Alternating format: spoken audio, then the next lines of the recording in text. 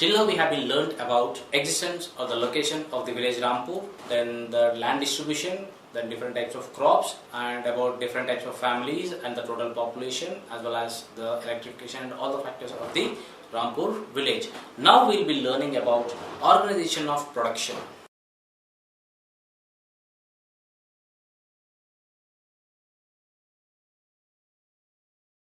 Organization of production. So, what is this organization of production? Already we have been learned the economy, village economy. Economy means definitely there should be some production, some sort of production of goods or services, whatever it might be. But there should be the production of something. Then only we can call it as an economic activity. So here we are going to learn about different types of things which are involved in the organization of this production. In simple terms, we call it as factors of production.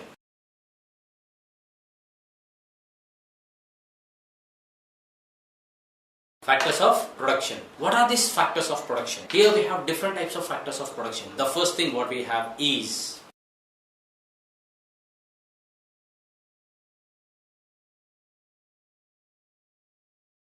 land and natural resources.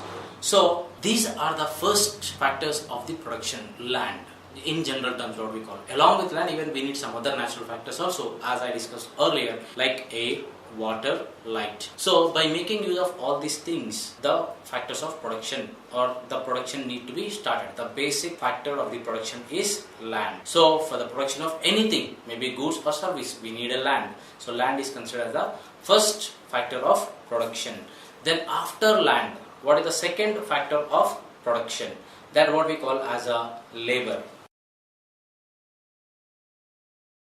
So, labor. For the production of any goods or services, we require labor. Labor means who are these labor? Actually, the people who are working for the sake of production of either goods or services, then we call as a labor. So, for doing certain different types of work, different types of labor is required. Say, for example, a person who is engineer, educated, or the person who is a doctor, a person who is maybe a scientist, a person who may be a farmer, a person who may be a maid, or maybe an office boy, maybe a clerk, or maybe a supervisor. All these people comes under the labor. But the mode of their work is different. A farmer produces something, whereas a doctor provides his service. The production of doctor is service, whereas the production of farmer is crops. So like this, the work is varied from person to person, as profession to profession, and work to work, but all the people are called as a labor. For doing certain work, they require different types of skills. For example, to operate the camera, they require some technical skills which I don't have. So I am not suitable for that particular work, or I am not the labor of that one. Whereas to teach here, the person who is standing in front of me may not be able to sit in my place and to do this work. So that is his work and this is my work, but both of us are, in economical terms, we are called as a labor. So here we require labor. The second factor of production is labor. And the third what we require is capital, the most important one. Capital means, don't think about the capital cities or capital towns. Capital means here the investment. In simple terms, money. I have land, I have labor, but I don't have capital. That means no money. Then I cannot produce anything. So capital is also an important factor which is required. So the third factor of production is capital. So here we have two types of capital. One is fixed capital and another one is working capital. Fixed or physical capital. Then another one is working capital.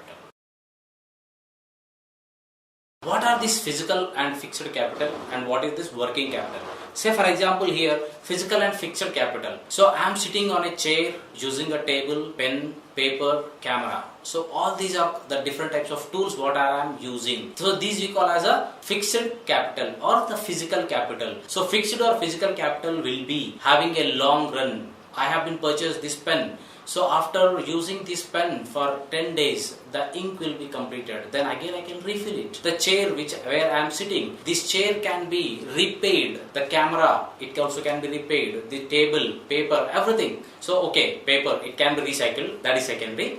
So like that. So all these are the fixed or the physical capital, or it's a one-time investment where we need to keep. Okay, of course, again we need to update it also after a long run where it has undergone different types of repairs and other things also. Again we need to remodel it, or we need to replace replace it with the modern one. So earlier we used to have a mobile phones. Now we are having smartphones, and well as we can know what is the differentiation between these two. Like that. That means we need to update the technology. In the updation of the technology in that process, okay, we may change some of the tools, some of the machines and some of the equipments, but the physical capital is required. So the tools, machines comes under the physical or the fixed capital. Then what is this working capital? Working capital is that the money which I used. See, I said when the ink in this pen is completed, I need to refill it with the ink. When the chair is got repaired, when the camera is got repaired, I need to repair them. Along with that, to make use of this, I need to buy the paper also, and I need to come from my home to the office for the work, all these things. So all these are the different types of money. That means the money which we need in the process of production of some goods and services, that we call as a working capital. Money in hand. Money in hand is called as the working capital. Say for example, I have a company where I have land, labor, capital, everything. Capital means fixed capital. So I produce some paper bags. So I have all the things, like I have machines, I have land, I have labor, I have machines, everything. But to buy the raw material, I need money. That money is also called as a working capital. So these are the two types of capital what we have in our economical terms or in general terms. That capital is of two types. One is physical and fixed capital, and another one is the working capital. So next what we have is the fourth one is the most important and the most useful one is technology and entrepreneur.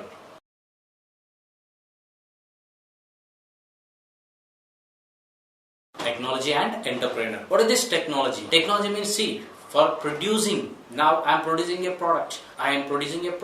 For that I am making use of this technology. Oh, I have the camera. Okay, it's a technology. By making technologically only it can be worked. Yes or no? So the making use of the technology. Say for example, I am preparing, I said paper bags. Okay, for the preparing of that paper bags, the like maybe pressing, folding, cutting, whatever it might be, I'll be making use of a technology. That we call as a technology. And next what we have is entrepreneur. That means here, like to produce, I'm producing some goods and services for the making use of the people, for the needs of the people, to fulfill or to meet the needs of the people or the requirements of the people. In this process, I need to buy raw material, I need to produce and I need to sell. That means I am the entrepreneur.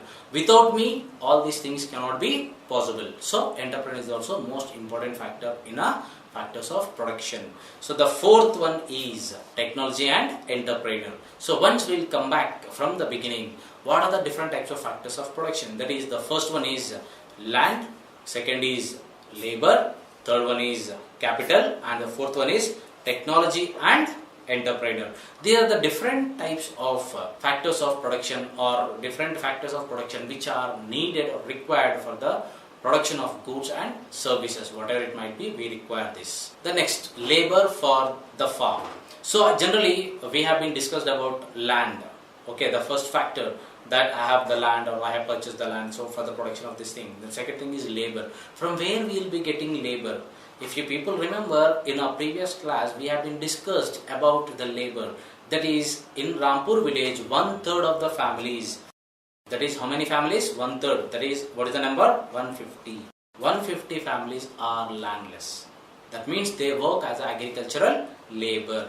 They work as a labor in the other fields. So these people provides the labor efficiency or the need or the meet, or they fulfill the need of the labor in a farms as well as industries or the factories or wherever they are required. So the landless people or the people who are having less small piece of land. We have been discussed. Govind's sons, 3 sons have been distributed the land, 2.2 acres of land. Each one has got only 0.75 acres of land.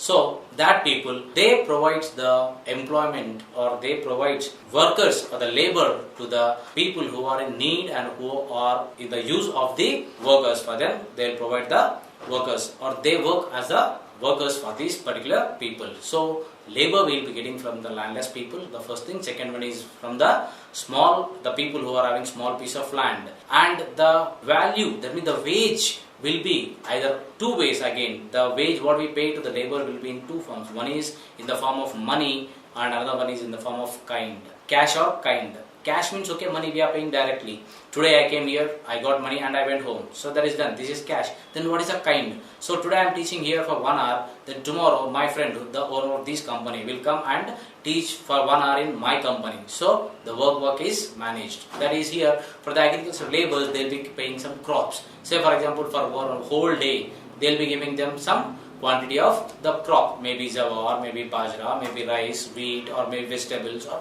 different types of crop, whatever is grown in that particular field. So either cash or kind, the paid wages will be paid to the workers. So as I said here, near about 150 families are working as agricultural labor or landless laborers in Rampur village. In that, majority of the people has got work only very less times, and even their wage rate is also very less because the people are more who are unemployed. So the competition was more and people was ready to work at the low cost also. So people started moving to work in agricultural fields for very less cost, even with less than what government has been fixed as a minimum wages for the workers or the laborers. Less than that also, even the people are ready to work and they started working. And in other case, in other hand, where they don't get work for throughout the year, they get work only for 5 to 6 months. So in this 5 to 6 months they will be working, they will be earning one or the other way. However, they will be earning their livelihood. After that, what they will be doing? So after that, most of the people, the landless people, have been registered themselves with the local panchayats under a scheme called MGNREA, which we call in general terms as Narega. What do we call it? Mahatma Gandhi National Rural Employment Guarantee Act. So in general terms we call it as Narega, National Rural Employment Guarantee Act, which has been launched in the year of 2005 by the government of India to provide employment to the people in the rural areas. So according to this, the government will provide 100 days of work. Government will provide 100 days of work in an year. 100 days of work, not at a time, in a year, in different schedule wise. That means not at a slot 100 days, maybe 20 days at one slot, another 20 days at one stretch. Like that they will be providing 100 days of work throughout in an year to the people who are registered themselves with this unemployment scheme in the local panchayats. In their own local areas only, the government will be trying to provide work for that people under this scheme. If government fails to provide work for the 100 days, say for example government has provided work for only 50 days, another 50 days government failed to provide the work, at that time another 50 days work payment also will be paid to the worker as the labor, or the labor as the unemployment compensation, because government failed to provide the work. So even for that also government will be paying that another 50 days wages also to the workers who have been registered with this. So that was one of the advantage, as well as it is a very good scheme which has been introduced by the Indian government to solve the problem of unemployment in the rural areas because of the agricultural unemployment in the rural areas particularly. So under this scheme also got many of the people have been started getting benefits, and they have been started earning their living. So all of these different types of schemes have been launched by the government under these to eradicate unemployment as well as poverty from the country. So like these are the different types of things which have been involved in the factors of production in the village of Rampur.